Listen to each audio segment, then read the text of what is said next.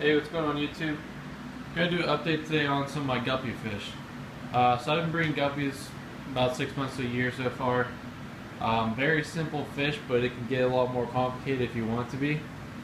So today I'm moving a lot of guppies down here.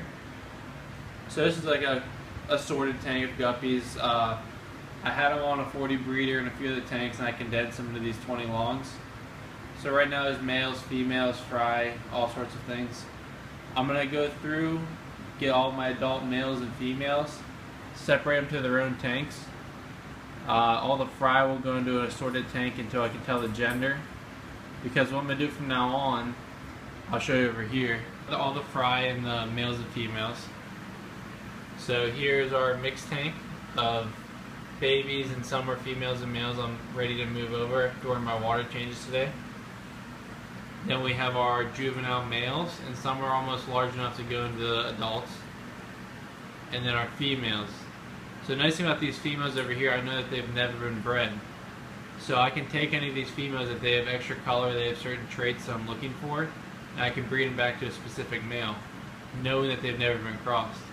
So that's the main goal here, that I can get my fry and all my fish at the same size, so when I'm feeding certain foods like live baby brine shrimp or crush food, smaller or bigger scale, I can feed to a certain tank knowing all the fish are the same size. And that way when I'm going to sell fish, I can go through and I can just scoop out a bunch of males or females out of the tank. I don't have to go ahead and find males and females, go through all the babies. It's much more time consuming, but the main thing, like I said, will be with our females. So just doing a video before I start. Hopefully I can get this all done today, and I'll shoot another video after so you can see what these tanks look like now, where I'm going to move them, and what the final product is. Alright, so I'm still sorting through fish right now. I have my first tank on the bottom right emptied. Tank on the left I'm working on right now. Thought I'd check in and just show you where I'm at right now and how I'm doing everything. So I have this little container here that hangs on. I'll take a net full out from the tank, put them in there, and I'll just go to the small net one by one. I'll pick out my males, females, mature or not, and then the unsexed ones will go in their own tank as well. So down here on the left I have my males, and the females on the right. These three here, I have males, females, and then the unsexed ones. When you're going through and looking at your fish, it's important that when you're doing this too, if you have to, any bad fish you want to pull as well. So I'm not sure if I can see them right now. I know there's one or two in here. As I was going, they had crooked backs. So you can see over here, this guy right here doesn't look terrible right now, but as he's growing and developing, you can see you don't want that fish to continue to breed or be in your line. So anything like that, crooked backs, deformities, you're going to have to pull those fish. Whether you put them in another tank and just don't breed them, whether you just pull them or you feed them off something else, make sure those don't continue into your breeder tanks. So I'll be getting those out, and as you're looking, like this one here is obviously a male. You can tell the big tail, usually the color. Males will have that straight dorsal fin underneath them. And if you're female, especially when they're real young, it's harder to tell, but you're looking for their egg spot. So if I can point out this one here, the larger one, is a better example on the back. So you see that black spot under her back fin, and they also have the round fin. That's definitely a female. So if you get them and they're maturing, sometimes you can tell them fish as small as this with your fry. Some of these are harder, but you'll see that black egg spot on some of them.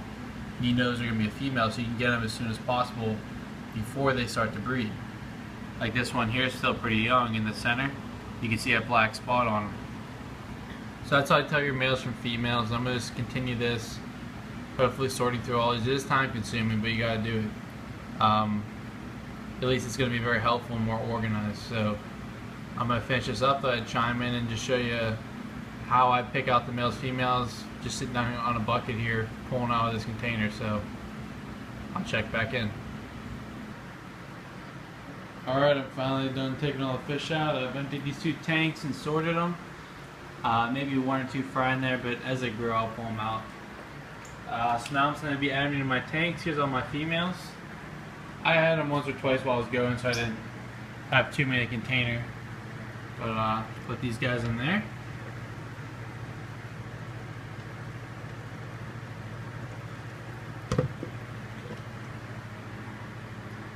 Another perk to, at least in my opinion, of moving these fish around like this, it's more work, but the fish do, it stresses the fish out, so it's almost a bad thing, but overall, you don't want a fish to live in your tank for 3-4 months and you're ready to sell it and it never leave that tank ever. So it's good for these fish to go from different water, even though all the parameters are about exactly the same. Catching these fish out, putting them in a bucket, moving in another tank, the stress of the fish, whenever you do sell them, they'll be used to it. They'll at least have experienced it before. So all that kind of stuff does, in my opinion, add to the health and the hardiness of your fish. If you keep them too sterile and too in perfect conditions all the time, whenever you sell them, the fish aren't going to do well for whoever buys them, and that's just not good for anyone. So moving these things around does kind of, in my opinion, make the fish hardier, and this kind of helps the whole process of breeding them and strengthening your strains over time. So I'm going to go ahead and add the other containers into the tanks. Here's the males, females, and get this all wrapped up today.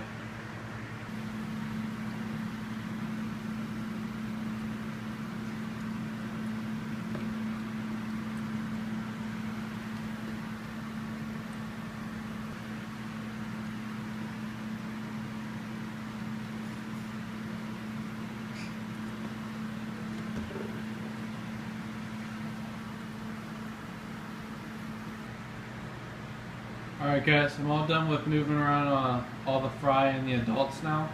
I did want to go over a few other facts and kind of things I've learned over time of raising these fish and selling them to stores. I'll walk through and show you some of my setups with my breeders and just kind of talk a little bit more about these guppies. So here's one of my basic setups, the 20 long. These are some red delta guppies, so you can see the males in there. I have 2 males to 6 or 7 females in this tank, so it's not too overcrowded for this space. I could have a lot more in here. I've done more in the past, but whenever you go to a certain number of males and females, you don't get as many fry. So having them in here in these acrylic mops I do, the acrylic yarn, gives lots of places. You can see I already have fry in here. Now I'll go through and I'll catch these out and I'll move them out before they start to grow. That way I always have my favorite males in here and I can replace females if I ever need to. So if I have nice females coming up, I'll bring them up this tank. I can sell off old breeders as trios or just sell them as assorted guppies. For my purpose so far, it's been working. I've been kind of messing around with the way I do things. This so far is the way I've settled right now to maintain and work with them. Here's some blue guppies over here, like tuxedos.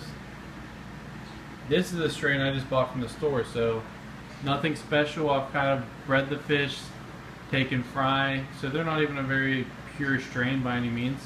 There's some assorted blue guppies, but still have some nice males and I'm working on them.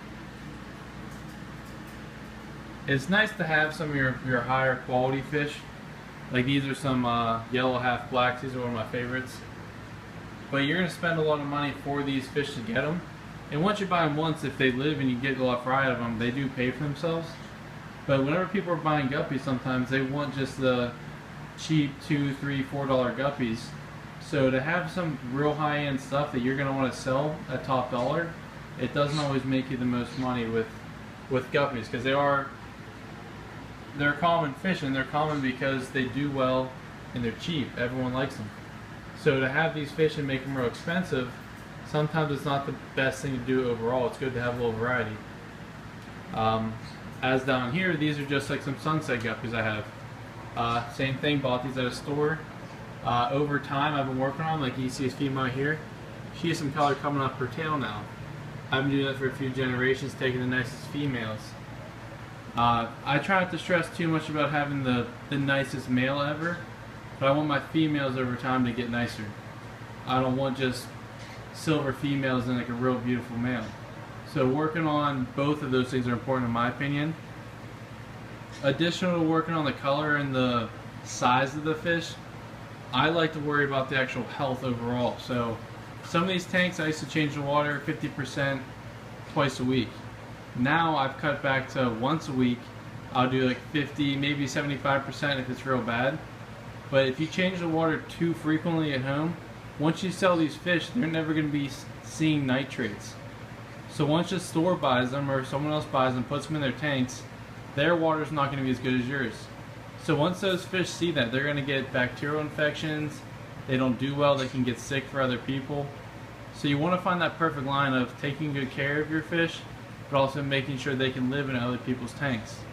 Whenever you're keeping them as pets and you just have them in your own tank, there's nothing wrong with changing the water as much as you want, feeding them the really high-end food. They can get kind of picky sometimes, and running UV sterilizers and all that. But whenever you're breeding to sell these fish, you want to make sure they do really well for you, but also for the person buying your fish. So going through and letting these tanks go every once in a while, not out of being lazy or anything, it's beneficial for these fish. So if you have all the fry and they're never doing well, I like to let those tanks go, especially before you sell them. Say you know you're selling them on a Saturday and you do your water changes Friday, skip that tank that you're going to sell the fish out of, and then you sell those fish the day after you sell them, change the water then. So you're still cleaning your fish, you're doing your normal routine, but those fish are gradually getting higher nitrates in their tank, and then when they transfer over to the store, it's not going to be as much of a shock. The same lines of not cleaning your tanks too much, also I look at my pH and alkalinity and everything. So my water is what my tap water is. I don't buffer this water, I don't add salt, which early on was hard on the fish. I lost some here and there.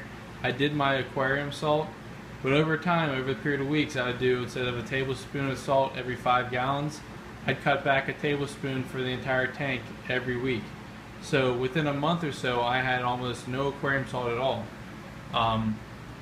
As I was doing that here and there, you would get some fish that they would get irritations on their skin. So I would add the salt back to try to help them heal up. But to a degree, you kind of have to weed out some of your fish, find out what does best, and then when they drop their fry, those fry will do that much better in your water. Because if you buffer this water, do this and that, first of all, with big water changes, it adds to your costs. So more money you have to spend in your tanks to actually try to make a profit is harder. Second, whenever you sell these fish, same thing. Most people don't buffer their water. Aquarium salt, a lot of people do it, but not everybody does.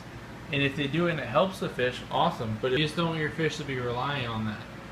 And then it kind of goes all in all with the health of the fish.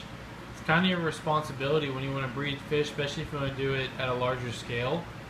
To improve these fish and improve the hobby, it kind of comes back on us and whoever wants to raise these fish, do it the best that you can and improve them for the better. Don't just try to make a quick buck and kind of hurt the species of fish.